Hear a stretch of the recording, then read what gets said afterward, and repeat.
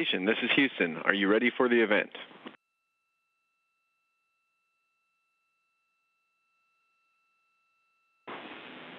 JSC PAO, this is Mission Control Houston. Please call station for a voice check. Station, this is Courtney Beasley with JSC PAO. How do you hear me?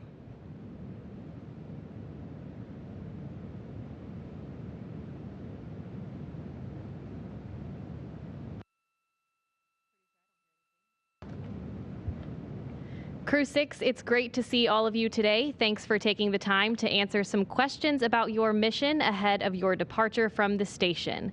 We'll be taking some questions from our phone bridge and through our social media using the hashtag AskNASA. As a reminder for those on the phone bridge, press *1 when you're ready to ask your question and *2 if your question has already been answered. And on social media, be sure to use the hashtag AskNASA if you'd like to submit a question. And if your question is for a specific astronaut, please direct that question to them by name. Before we start taking questions today, we'll kick it off with some opening remarks from Crew-6. Take it away.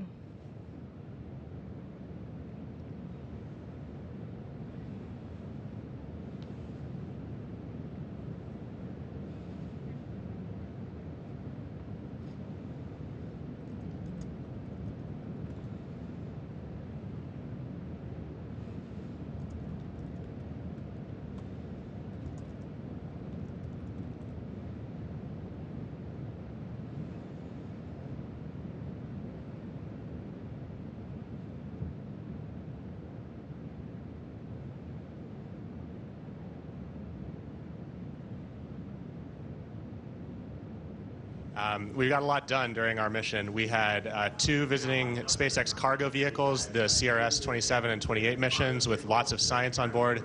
We, as a crew, conducted a total of 3 spacewalks. We had the Axiom Crew-19 vehicle, and so it's just those are just a few highlights, but it's been a real adventure and a lot of fun. I did also want to recognize my classmate and colleague Frank Rubio. We've been up here for 6 months. Frank thought when he flew to space he would be here for 6 months, and partway through his mission he found out that it was extended to a year. His leadership up here as the USOS lead has been incredible. He's been amazing to work with, and Frank is just making a huge sacrifice being away from his family for so long, and I just want to really recognize the service he's given to us aboard the space station. All right, it's my honor to turn it over to Sultan, and I also wanted to just recognize Sultan as the first long-duration UAE astronaut. It's been amazing working with him up here, and getting to see him do the first spacewalk of any astronaut from his region was one of the true highlights of our mission.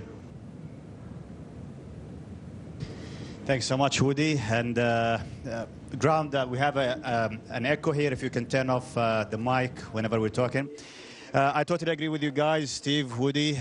It's a great pleasure working with you guys. It's been an amazing journey. It's hard to believe that we're already there, right? It's been a trip of a lifetime. I think it's amazing. Every part of it was amazing. Arriving here and saying goodbye to a crew that we had a short handover with them, and we're just gonna do the same with Crew-7. It's hard to believe, honestly. But every part of it was amazing. Our spacewalks, our experiments, our daily routine, the interaction with the students from all over the world, it was really amazing. And just spreading the enthusiasm is really amazing. And hopefully it won't be the end. Hopefully we'll get to fly together as a crew. And we always get to be asked whether we want to fly with the same crew. And I always say 100%. So I would definitely choose you guys to fly in the future again. Over to you. Thank you all. It was a nice experience for me. It was a great crew.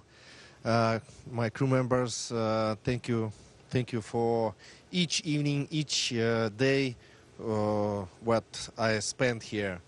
And I think we did many useful things for people's future, what will move mankind to forward. Yeah, thank you.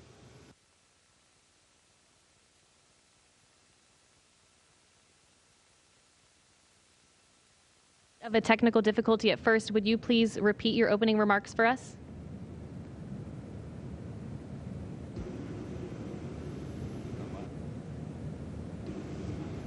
Okay, do you have our voice now?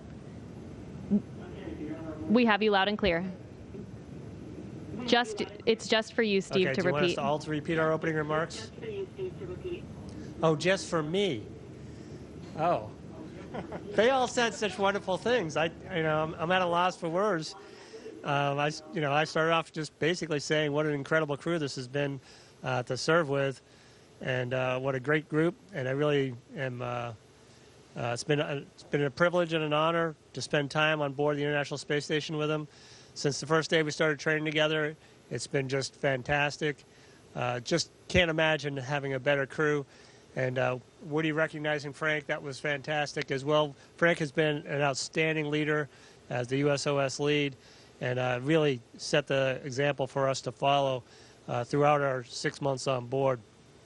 And as Sultan said, we are coming to the end of this part of the mission, and I know we'll continue on together. If we do ever get a chance to fly again, that would be incredible, because this is, as he said, a crew I would definitely want to fly again with. All right, thank you all for kicking it off for us, and sorry for that technical difficulty. We'll start taking questions now from our phone bridge. The first question comes from Elizabeth Howell with space.com. Go ahead. Hello, thanks for finding the time. This one is for Woody. Can you give us a little bit more insight into how you filmed all those great behind-the-scenes videos showing daily life on the International Space Station? Thank you. Oh, sure. Well, that's been a lot of fun, and actually I have to credit Sultan, who's helped out many times, actually inspiring me to do little short clips like that, and also helping me out as a cameraman. Really, I just wanted to kind of do something that I hope was authentic and in the moment without too much preparation, just showing some of the amazing work that we get to do up here. So anytime that I had a few extra minutes and thought I was doing something a little bit interesting, I figured I'd pull out a camera and hopefully share it with people so they could see. Okay, and our next question comes from Marcia Dunn with the Associated Press. Yes, hi, Marcia Dunn, AP. I would like each of the four of you to answer, please. 6 months in space, you're going to be coming back to Earth. Besides family and friends, what are you looking forward to doing or seeing or feeling most? Thank you.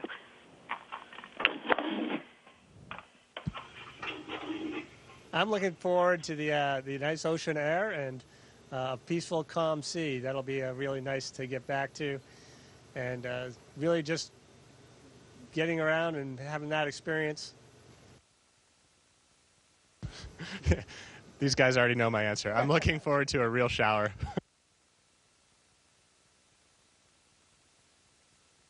Thank you for helping us saying beside family and friends. Yeah, family and friends are the most important, and beside that, I would love a real hot cup of coffee.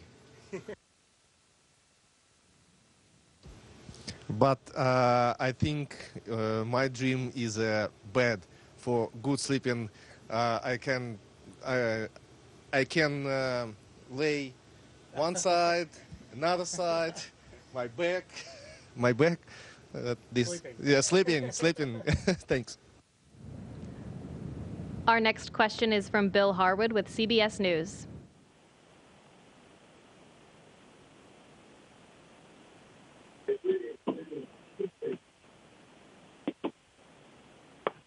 From Bill Harwood, CBS News. Yeah, hi, Bill Harwood, CBS. Really, for any of you guys,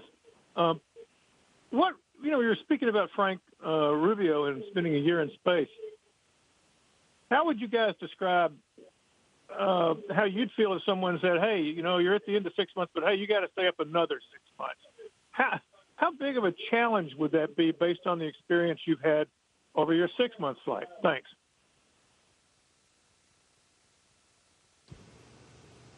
Yeah, obviously that would be a real big challenge, especially this late in the game, because we're within a couple of weeks of heading home.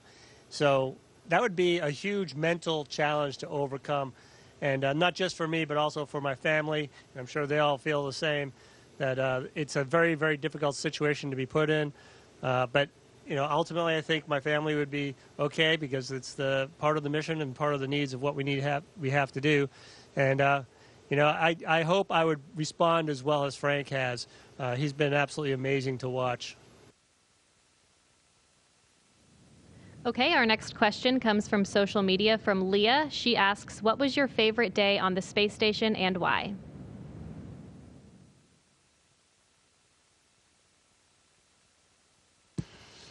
Well, my favorite day was my first spacewalk. That was something I've dreamt of for a very long time, and we had a lot of fun going outside and installing a new IROSA solar array. It was truly the experience of a lifetime. I totally agree with Woody. It is, EVA day. It was amazing, and specifically when we were accomplishing the mission, and we're getting back to the station. That was a moment of a lifetime. Honestly, the hard training, all the years of hard work and preparation and studying, finally coming to an end. So, absolutely, the EVA day. I think my favorite day was the day of arriving. It was amazing, wonderful, nothing. Okay, our next question is from Robert Perlman with Collect Space. Thanks. Did any of the four of you or all of you watch the broadcast of India landing on the moon earlier today, or have since seen the photos from the moon? And if so, can you share if it was particularly surreal watching something like that happen while you yourself are in space, or just give your thoughts on the achievement that was achieved today? They were saying a podcast, but the broadcast about arriving. Yeah, no, they actually had. You saw it? Yeah. Okay. Yeah, I had the privilege actually to see that. It was amazing, and I was having my lunch, and I was telling Woody, "Oh, they made it," and it was really great. As you mentioned, it's really surreal just watching a man-made object landing on the moon, and this is a nation faring. Like a space-faring nation like India having the first of a kind mission. It's really amazing.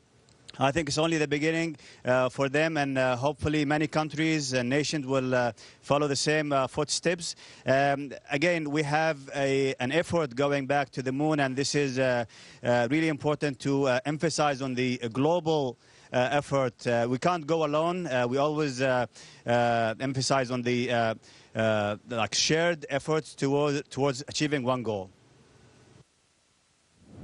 Our next question is from Mark Carreau with Aviation Week and Space Technology. Thank you. My question is for any of you. Is there any kind of takeaway that you especially think you've experienced for future moon exploration during your stay on the space station?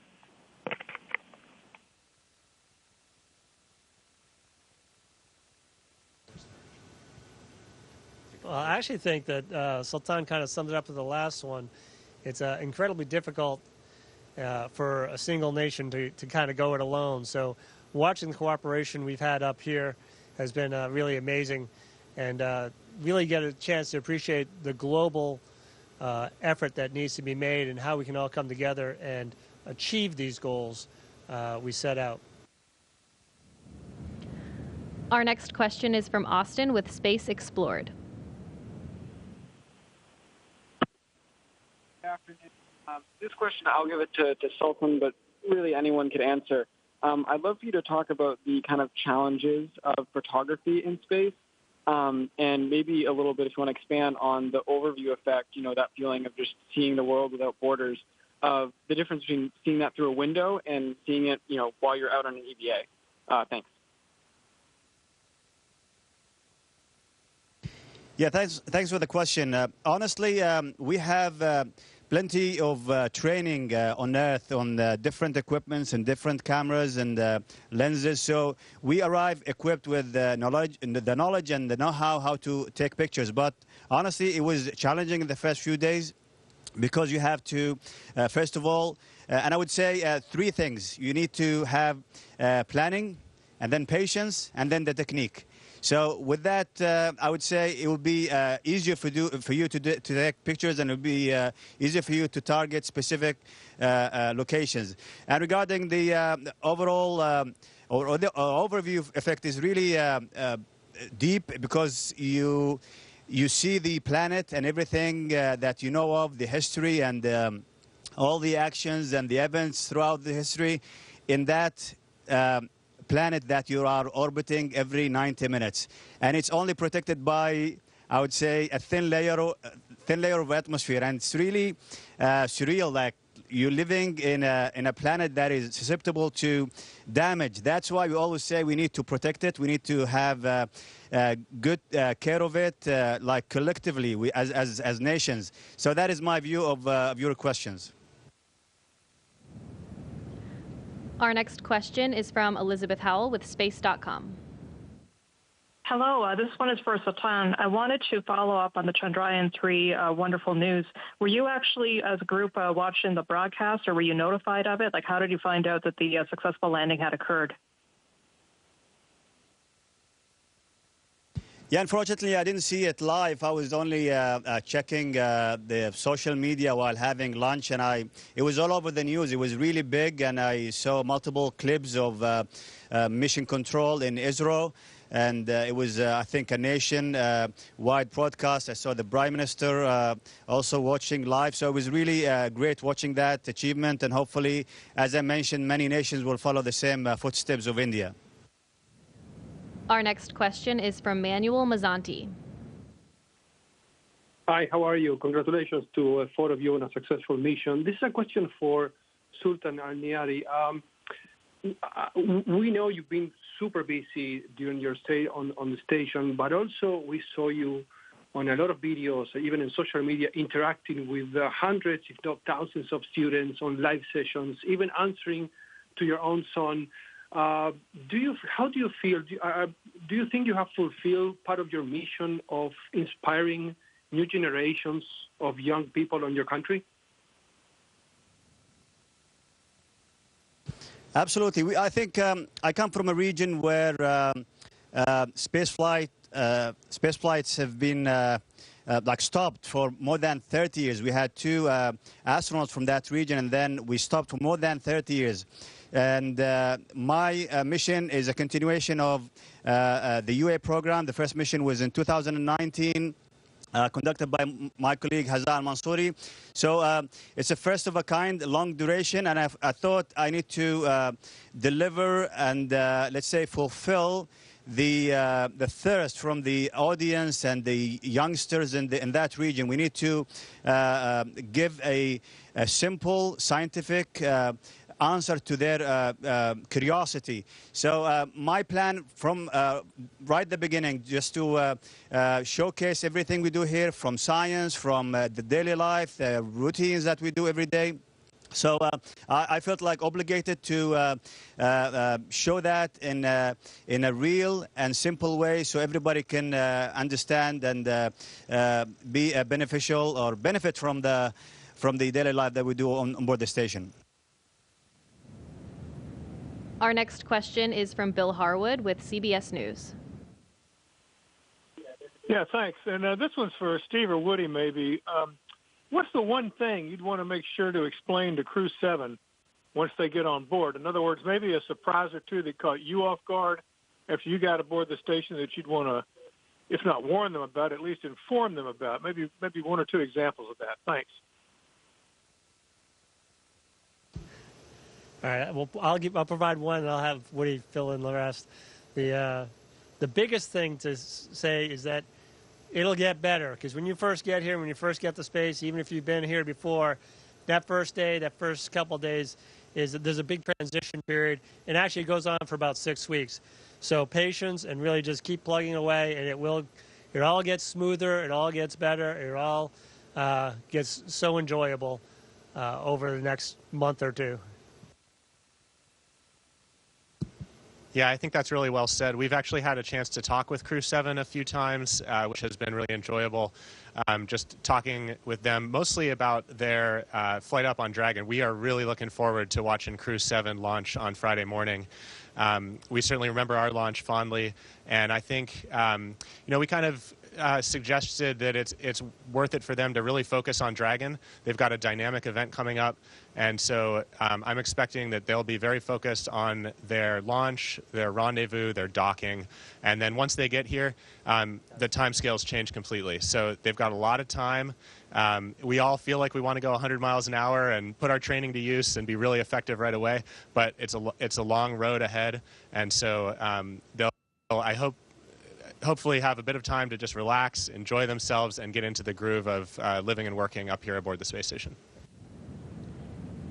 The next question is from social media from Nisoth. What are your takeaways from spending 6 months in space, and is there something that you would like to continue back here on Earth?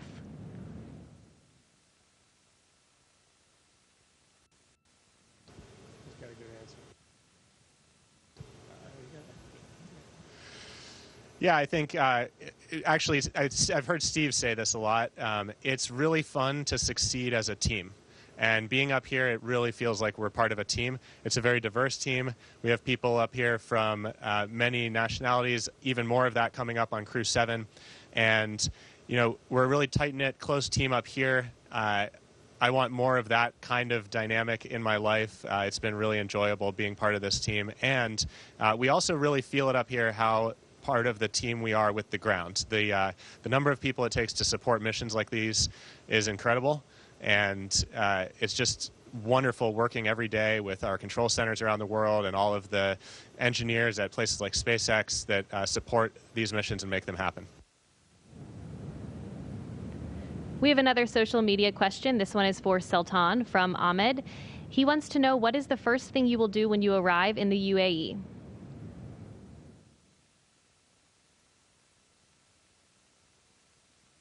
I'll go home. Yeah, honestly, arriving to your homeland after succeeding your mission, I think it's a great thing to have. I cannot honestly comprehend yet, so hopefully I'll get to spend a little bit of time with the family, and then I think the wheel will start rolling again. Hopefully we can get in touch with a lot of students and share the experience with everybody, and just spread the enthusiasm about space, because this place is amazing, and this is only the stepping stone for future and further, I would say, targets in the space. So yeah, overall, just sharing the experience with everybody. Next question is from Marvin Marshall with Space Report News. Hi, good evening, Crew-6 from Planet Earth here. My name is Marvin Marshall with the Space Report News on Twitch.tv. Thank you, NASA, for allowing me this awesome opportunity. And we also want to thank Sultan for all the amazing pictures and videos that you've posted during your 6-month stay. You've inspired us all and no doubt have made your country very proud. My question is for anybody who wants to answer. Have there been any pranks played on each other while you guys were up there? Or, any funny stories that you'd want to share from the past 6 months? Thank you again for all your hard work, and enjoy the ride back to Earth.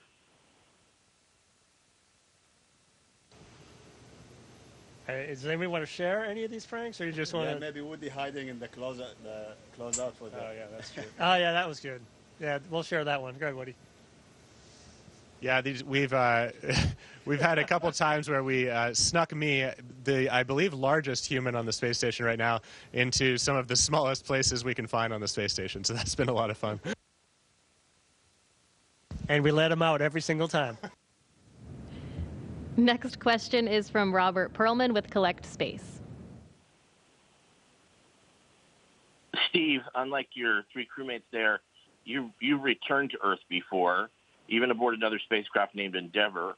Other than ending with a splashdown, what do you expect will be different this time around compared to your past experiences?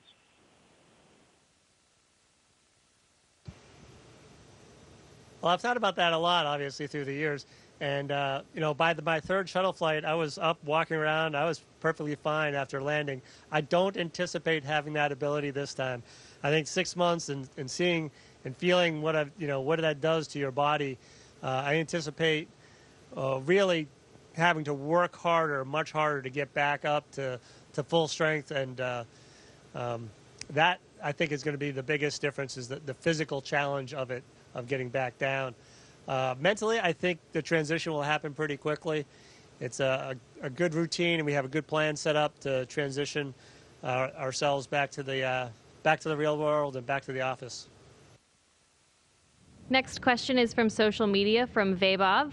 How do you keep your leg muscles so strong so that when you get back to Earth, you can properly walk after 6 months?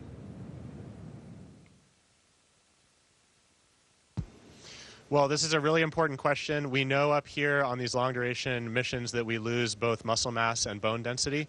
And so our primary mitigation against that is a device up here called ARED. It's a resistance exercise machine. So we do, every day, we do a lot of squats and deadlifts, and we have other exercises like bench press we do as well. But for the legs, really, squats and deadlifts is where it's at.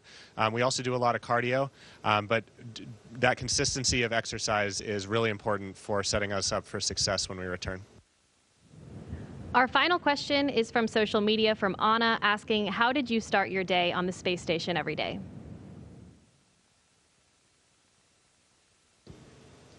All right. We woke up. That's a good start.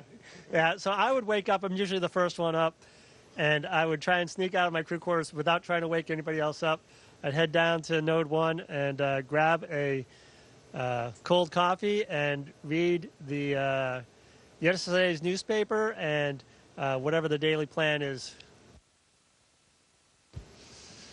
Yeah, I tend to wake up on the later side in this crew, and we have a document called the Daily Summary that Mission Control puts together. The Orbit 3 shift does that. So typically I wake up, take a look at our schedule for the day, see if there's any updates, read the Daily Summary, grab a coffee, and I'm ready to go for the workday.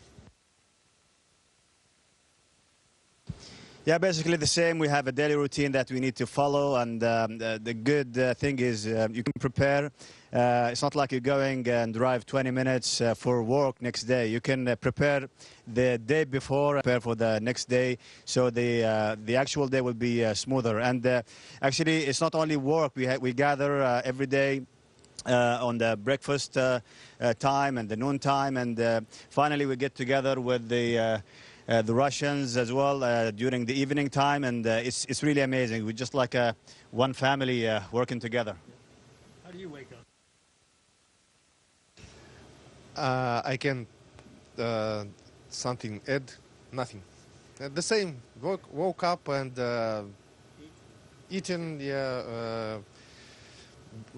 Brush my teeth. Practicing guitar as well. Sometimes, but after woke up. Thanks. All right, well, that's all the time we have for today. Thank you to everyone who joined through our various platforms. And Crew-6, thanks again for your time today, and we hope you enjoy your final moments on station. We really can't wait to see you back here on Earth so soon. That'll do it for today. Station, this is Well, Houston thank you all ACR. very much. Greatly appreciate all the questions, and we'll see you on Earth. Station, this is Houston ACR, and that concludes the event. Thank you, all participants. Station, we are now resuming operational audio communications.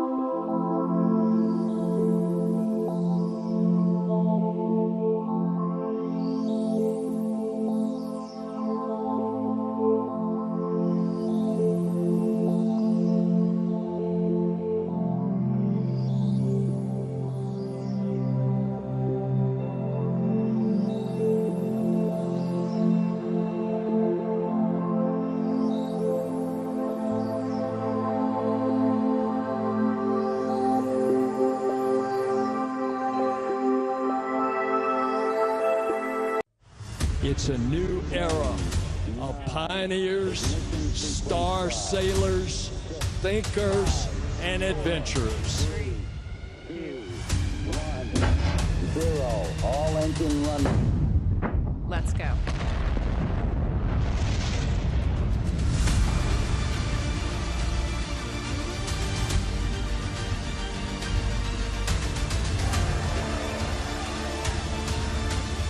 We have been given the scientific knowledge, the technical ability, and the material to pursue the exploration of the universe.